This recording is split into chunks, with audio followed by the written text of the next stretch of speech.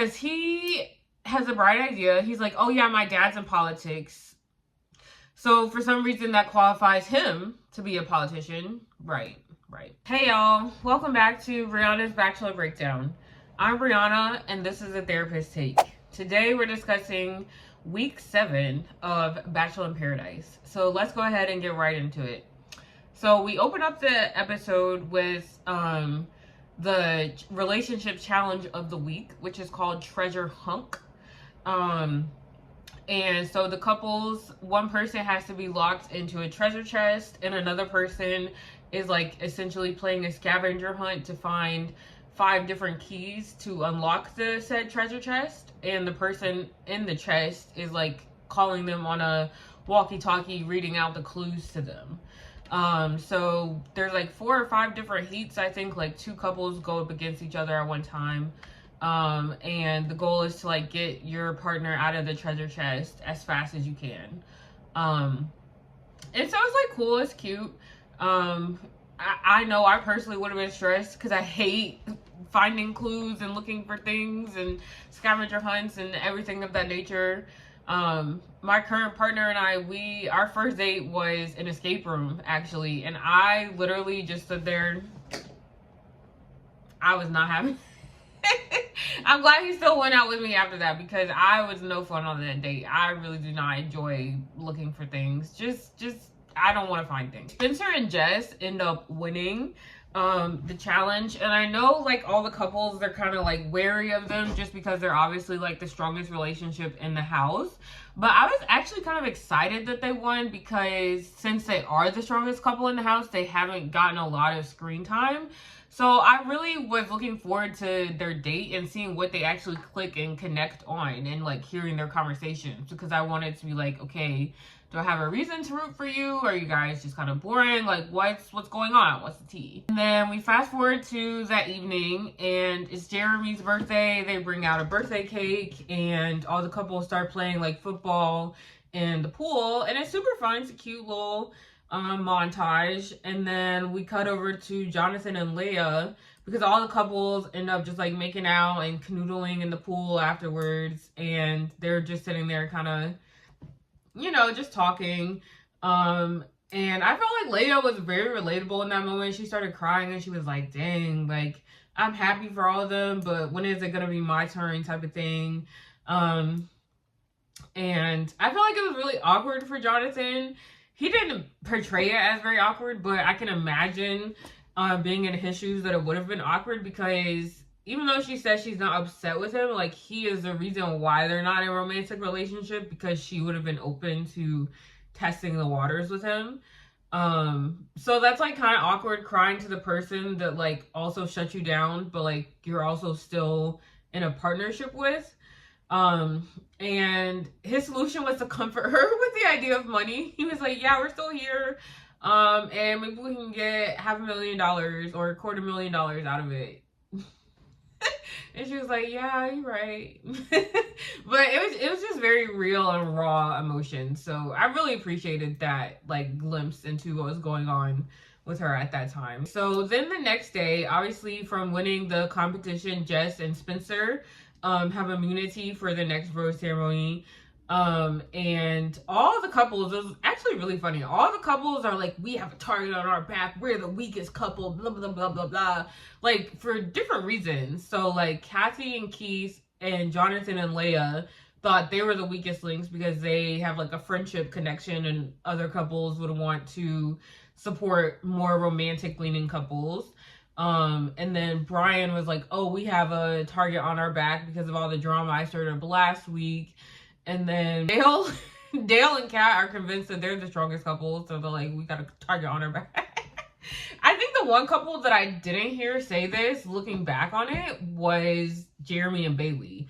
I don't think they said that, and I think they probably felt like they were not a weak couple because it would be kind of trash for the whole house to, number one, keep the information that they had kept from Bailey last week and then turn around and vote her out. Like that would be actually trash. So I think people are like kind of going easy on her this week, whether consciously or unconsciously. So everyone's kind of scrambling, trying to see like what they can do. And here comes Sean. This is a prime example of just mediocre white men, to be honest. I'm just gonna say the quiet part out loud. I'm just gonna, you know, because he has a bright idea. He's like, oh yeah, my dad's in politics, so for some reason that qualifies him to be a politician. Right. And so he's like, yes, my dad's in politics. I have went to approximately 1 rally. Therefore, I know how to launch an entire campaign. I know how to be a lobbyist, and I will rustle up the votes for us, and I will form alliances. So that's what he decides to do. It's very hard to follow his logic because I'm not really sure. All that I can tell of a clear goal of his is that he wants to get Spencer and Jess out eventually. Which is kind of a moot point this week because, like I said, they have immunity. So that's already like, what are we doing? But he's like, okay, that's my goal. I want to get them out. Boom. So then he's, but then the rest of the alliances he's trying to form are very murky. Like, I'm not actually sure where his loyalties lie, or if he's just trying to do one of those things where he's like trying to form alliances with everyone and like make everyone feel that they're like safe and that they have his loyalty, when in reality he's loyal to no one. Like, I can't really follow his logic because I think it's not there. But that's okay. So he's going around to everyone and he's like, hey, like, let's form an alliance, blah, blah, blah. But like, another thing he failed to consider is that this is a super small house. So like, and also he's doing this out in the open. He's sitting there at the breakfast bar chatting to Keith and Kathy and Jonathan and Lea the whole time. Brian is over there hearing every single word he says. So he's over here. He's like, yeah, let's form these alliances. Everyone's kind of like, okay, like, I guess. So it's like he did not really think through the fact that, like, even if he were going to get an alliance, number one, he was not being discreet about this. So even if someone were to agree, the fact that he's doing it out in the open obviously means other people are going to hear his schemes and his plots. And so why would anyone else like not try to get in between that or like try to respect what he's trying to set up if he's being so blatantly obvious about it? Like, he just did not think anything through. So that was pissed me off because I was like, if you're gonna do something, at least do it well. You know what I mean? Like, you. So that's what Sean is up to. And then Brian comes over and pulls Sean and he's like, he starts calling him a kid. He's like, I don't know what this kid is up to. And he's like, hey, like, what are you doing? Like, blah, blah, blah. And here's where Sean pissed me off some more. He starts literally, number one, he's telling the camera, he's like, if anyone has any questions about what I'm doing, like, I am so honest, I will tell you up front, like, blah, blah, blah. But then he turns around to Brian and starts lying to his face. And he's like, oh, yeah, like, wasn't me, I wasn't doing that. Like, I'm just trying to, you know, talk to the homies, blah, blah, blah. And then he's also trying to spark fear in the other couples by simultaneously offering each couple, like, hey, here's an alliance, here's how you can be loyal to me. And also, everyone else is talking about you behind your back, as though these people don't have established relationships with people they're also staying in the same house with as Sean, that they can just go turn around and ask and say, hey, did you say X, Y, and Z about me? So it's just not making a lot of sense. And people are like, they're willing to hear him out, but they're like not really putting too much stock in what he says. And they're just kind of like, yeah, okay. Which is not surprising. It's what I thought would happen. It would have pissed me off if someone else had followed for his little scheme. Okay, so after Sean's lobbying escapade, Allyshia starts to get word of like what, because at first she's like kind of here for it. She was like, ooh, I like a man that knows the game. Like, I always knew you were good at politics. But then she sees how actually like mediocre he is, and she's like, ooh, wait. Just kidding, don't do that. And so she tries to like pull him to the side, and she's like, hey, love so much that you're doing this, but like, let's reel it back in. And Sean kind of gives her the same response that like everyone has been giving him, where he like listens to her, he lets her get it out, and he's like, yeah, okay, I'm gonna do what I want. And that's super annoying because Allyshia is the one person that like he owes, not owes, but like well, owes. Allyshia is the one person that I feel like he owes that respect to. To at least if he's gonna keep doing it and not listen to what she says, at least tell her that so that she's aware. But overall, he should not be I feel like it's important, especially at this stage in the game, to move as a unit, as a couple. And so I feel like it's pretty annoying that he's just disregarding her, being like, hey, I'm not really for this strategy anymore. And he's just doing what he wants. That's pretty annoying.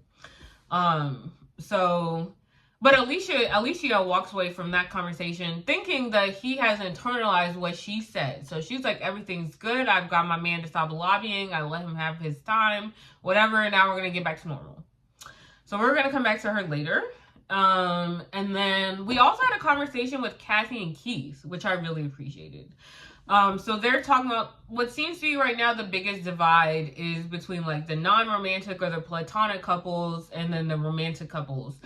And Keith is like, you know what? Kathy, I think we deserve to leave. If we're going to play this game with integrity, we do not deserve to stay here because we know that we're not having any romantic interest towards each other. And I really respected that. Because I think for the Goldens, it's got to be kind of boring for them now that, everyone in their peer group has gone. They're really just there, chatting with the youngsters and, having a free vacation. But, said free vacation is interrupted every other hour to go be dug up in some sort of treasure chest. So it's not like they're having an opportunity to relax all that much. So I really respected that. I thought that showed a lot of self-awareness. And Kathy was like, no, I'm in it for the money. I think it's about playing the game.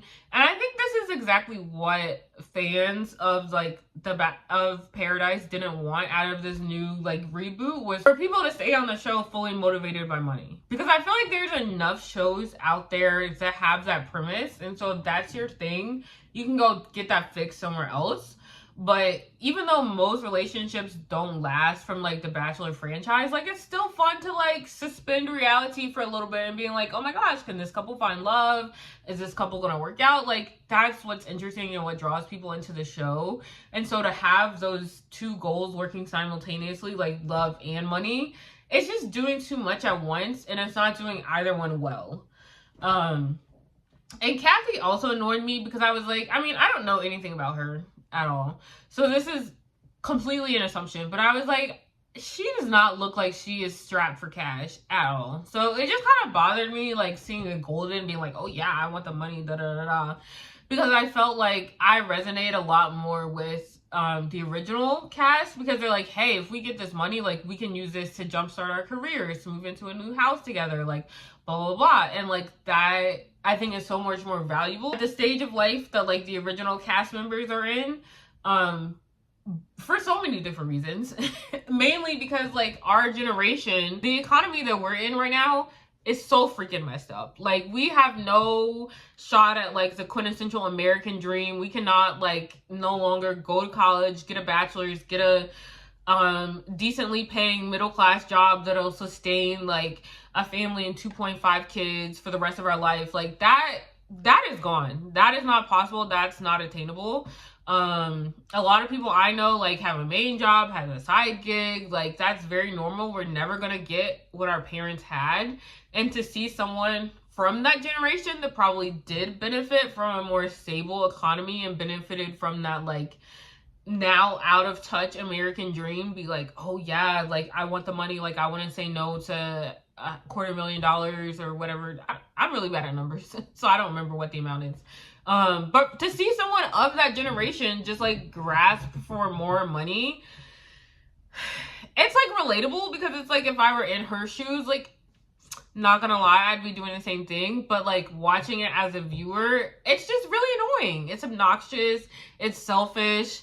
I think it's lacking the self-awareness that Keith is displaying, and it would be a really, really, really unsatisfactory ending to the show, because it's not only would we not have a romantic couple to root for and be happy about leaving the show, we would be watching people that already are established in their lives just gain more money.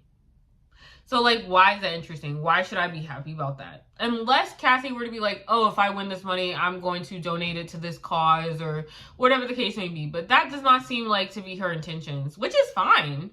But that just makes it that much less interesting to watch. And same thing with, like, her, like, friendship with Keith. Like, they seem to get along fine, but, like, I don't get the sense that they're planning to be besties for the resties after the show and, like, really, really keep in touch. And so it's like, I'm not even rooting for, like, a friendship.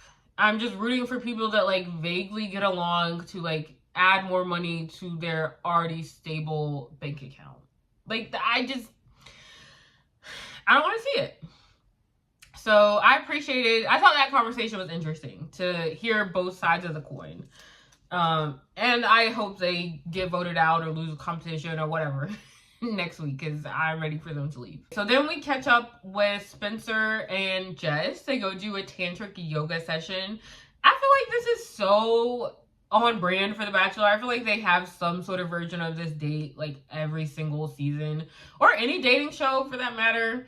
Probably because it's really cheap to film. You just have to have a mat and an open area, and you have to hire an instructor, and like that's it. So like I get it, but it was really basic, and I enjoyed their conversation that they had talking about like moving, like, but I felt like Jess was not, and I think I'm biased now because I've seen the end of show preview, and Jess was like, oh, I don't know, like, if I'm ready to move in. And so for her to be on the date being like, I'm open to anything, I'm open to whatever, and then Spencer hears that and he's like, okay, cool, I take that to mean that she's open to whatever. I would have appreciated seeing more them have the opportunity to like really hash out something meaningful and substantial about their relationship on that date. But I also felt like they are so used to like having so much of their relationship off camera and having those tough conversations off camera, that like they didn't feel the need to do that at that point in time. But it just left me kind of feeling a little bit flat. I was like, okay, like this was just very like cutesy surface level. Like they spent half the time making out. So I still like left with the same impression of them that I entered with, of like, I don't really know what they connect on. Like, I don't really know like why or if I should be rooting for them. So to me, it was a fail, but I'm sure they had a good time. Okay, so then we fast forward and everyone's kind of getting ready for the rose ceremony. And Allyshia walks in. I was so mad at myself because I was like looking away during this part. So I think it was Alex and Bailey. I think it was Alex and Bailey that Allyshia walks in and like overhears them talking about like her man and his shenanigans and like what they're gonna do at the vote tonight. And she just gets really upset. And it's always hilarious to me when people on reality TV shows just like take it to the extreme and they're like, these are my sisters, these are my friends for life. Babe, you've been there literally the shortest amount of time of anyone on the cast. Like, you don't know these women. Because both Bailey and Alex were on Matt's season. Yikes, not me getting my black men mixed up. Both Bailey and Alex were on Grant's season. I think Allyshia might have been on Grant's season too. I really don't know. But she did not make it very far. So, like, I'm like, babe, you don't know these people. These are not your friends for life. You're just really, really upset and hurt. And that's okay. But you're trying to make it seem deeper than it is. You're trying to make it seem like the backstab and the betrayal is, like, more serious than it is. Which it's not. And that's okay. That's okay. But she's over there. She's like, how dare they do this to me? Like, blah, blah, blah. And one thing that I appreciated about how Allyshia handled the situation is that she went to her man first. Because, yes, it's annoying to walk in and find your friends talking about you, but also, like, they're talking about drama that your man is causing. So it's like, you need to address that with him first. I see it as the same thing as, like, when you catch your spouse, like, cheating or your partner cheating on you and you address, like, the person they're cheating with. It's like, no, Buki, the problem is with your partner. So I'm glad that she, like, did that first and, like, went to him and was like, hey, like, I thought we were in agreement that you were gonna, like, chill out on the lobbying. And I feel like he's actually receptive to what she's saying. She's like, I'm upset that you're putting us in this situation.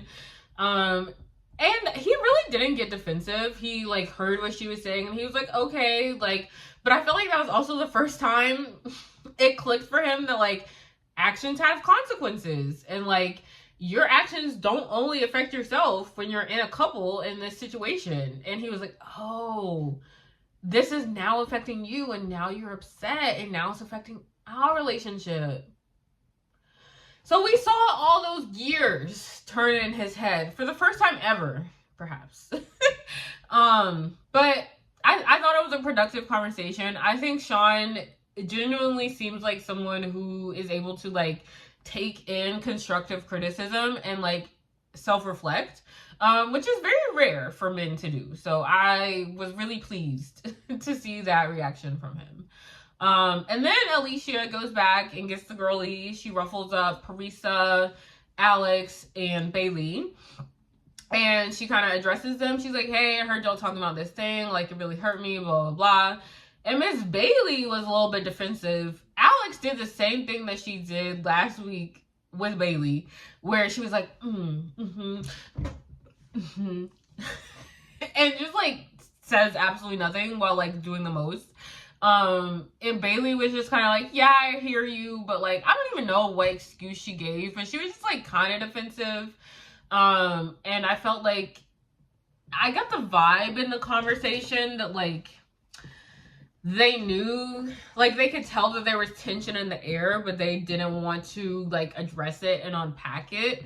And so it was easier for them to pivot to like something that they could all agree with like, which is, okay, we're not going to support any like non-romantic couples. Like that's something that all of those women in that group had in common.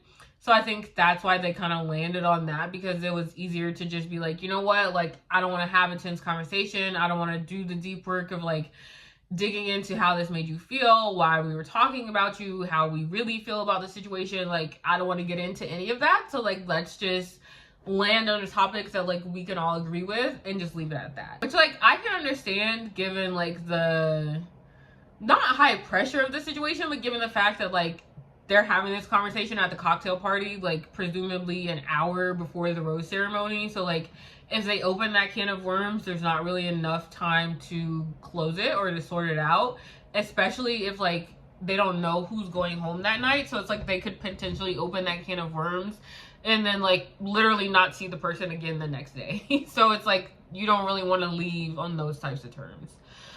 So I got it, but it was a bit underwhelming of a conversation, and I felt like there was a lot left like unsaid, even though the girls acted like, oh, we're good, like we're all on the same page. So then Kat asked Dale to be her boyfriend. Gross. Y'all, I promise I'm a feminist. I promise I am. I can't get behind this. That's one thing that I'm not hip enough, I'm not modern enough to get with this. Like the girlies asking the guys to be in a relationship, like that's just, I'm not there yet. Okay, so she does that. And I'm also not there for this particular couple because I've not seen anything from Dale to make me believe that like he's a guy worth going above and beyond for. Because I believe if as a woman you're going to take that step and ask the man to be in a relationship with you, like he has to be like the man. Like he has to be like top tier, going above and beyond, catering to hand and foot every single day. And I've not seen, like, I don't have any problems with Dale, but I also don't see anything from him that I'm like, wow, like he has really proven himself. He really deserves to like, you know, be treated like a king for a second. Like he really deserves that like passenger prince treatment. It's not giving that. I think Kat was just a little bit like wanting to lock everything down. Although at this point I was kind of like, I mean, it's possible that she thinks this relationship is going to last after Paradise. And so if she was doing it with that mindset, like, I understand. But I also was kind of like, doing it at this point of time doesn't really mean anything because you already know that, like, no new couples are coming in. So, like, you're locking him down when he, like, him agreeing to be in a relationship with you in this setting at this late in the game is not really him showing any form of commitment because he doesn't have any extra temptation. Like, he's not going to break away from Kat to pursue someone else who's already there in another relationship. So it's like he's just like solidifying what he was already going to do, and it's not really like he's not going out of his way to demonstrate a sense of commitment to her. So I say all that to say I was not impressed. Okay, so they're in a relationship, and then Sean pulls Kat. And y'all, this is where I don't have the full context. If y'all have been watching the previous seasons of Paradise, feel free to fill me in the comments, because there's obviously a lot more to Kat than like we're being shown on this particular season. And so Sean is going to Kat and he's like, hey, like, I'm upset. I'm hearing that like you're not wanting to form an alliance with me, that you're saying we're not friends. Like, what's the deal? What's going on? And he's like, I've always stuck up for you. And I really appreciated when the editors, whenever they cut back to like a previous scene and we saw Sean sticking up for Kat in front of the guys and be like, hey, like, no, like, give her a chance. She just has a lot of walls up. She's been through a lot, like, blah, blah, blah. And so he was actually telling the truth. So I was like, okay, Sean, okay, I'm gonna ride with you. I'm on your side in this conversation. And like, I've always stuck up for you, like, we're friends, like, what's going on? And I felt like she just like did not hear him out at all, and she resorted to what really one of the most, to me, bothersome tactics that you can have in an argument, which is like when you don't actually address what the person is saying to you because you know that you're in the wrong, but instead you address how they're saying it because that gives you like the moral leverage and upper hand. And she's like, oh, you're cursing at me, you're yelling at me, I can't tolerate this, like, blah, blah, blah, blah. And so that gives you an easy out to be like, oh, I feel disrespected, so that you don't have to like show up for the actual conversation and take in what the person is actually trying to communicate with you. And it's like, girl, like, we just saw all these clips of you yelling at everyone on the previous season of Paradise. You're telling me that now you can't take, Sean wasn't even yelling. You're telling me that you can't take a few curse words? That's not real. That's literally not real. I don't believe that she was actually offended by that. I think she just knew that she was cornered and that she would have to say, like, you're right, my bad, I haven't been a good friend to you. Let me apologize and let's work through it. And she didn't want to do that. And so instead of doing that, she just like got him on like the one sticking point that she could, which is, oh, I don't like how you're carrying this conversation. And then she just gets up and walked away. And then she goes to Dale and she's like, oh, I don't know if any of y'all have watched Secret Lives of Mormon Wives, but it reminded me of that scene in the second season when they're having a house party at Demi's house, and I think one of the like ex-boyfriends like grazes her as he walks past her, and she goes up to her husband. She's like, Brett, he put his hands on me, and he's like, oh, I'm coming to save you. That was the same energy that this was giving, because she was like, Dale, he yelled at me, he cursed at me. And so I'm not really like salty at Dale in this situation, because he's just going off of what his girl says. And like, of course, he trusts her, he believes her. And like, if you hear someone's yelling at my girl, you're going to go into protective mode and you're going to be like, no, like, that can't happen. And not going to lie, when Kat was like, oh yeah, that was really hot, I was like, and was. It was.